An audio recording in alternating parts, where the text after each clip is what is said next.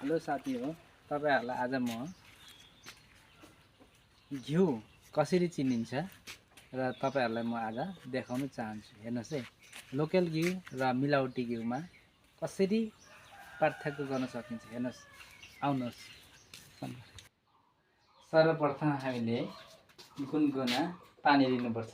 त्यसको लागि म पानी गरम गर्न जाँदैछु। हेर्नुस्,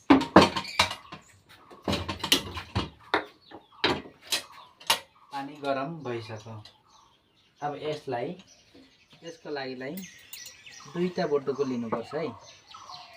हेर्नुस्, र दुईटा चम्मच र दुईटा बटुकोमा पानी, गुनगुना पानी लगाइन्छ।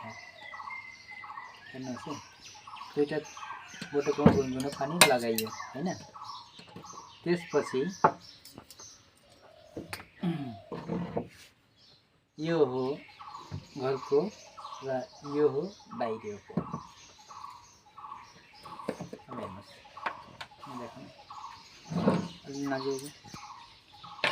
एउटा चम्चीले निकाल्दैछु यो घिउ।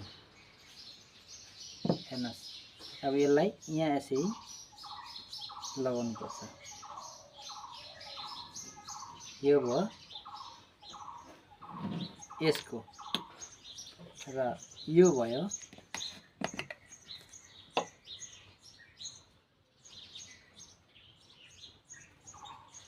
यसको। हेर्नुस् है, आफ्नो आफ्नो चम्ची छ।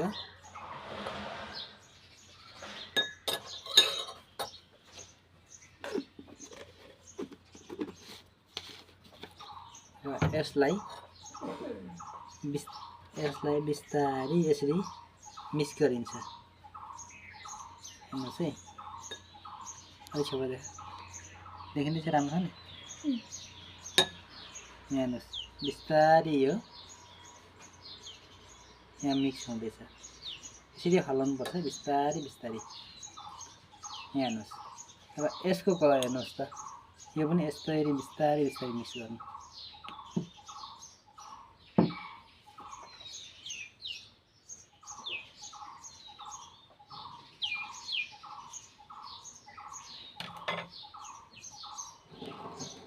राम्रोसँग देखिँदैछ।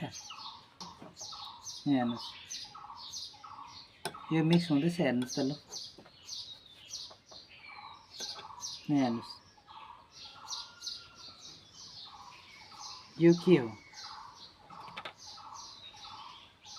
हेर्नुस्, यहाँ कति राम्रो मिलावटी भयो। हेर्नुस्, राम्रोसँग देख अलिक।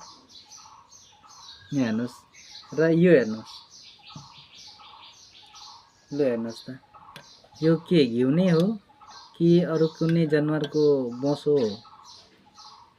ल हेर्नुस् त, यस्तो घिउ किनेर खायो भने हानिकारक हुँदैन। त्यही लागि लु भन्नुहोस् त, कमेन्टमा भन्नुहोस् त, चिनेर तपाईहरु कुन चाहिँ घिउ चाहिँ अरिजिनल हो।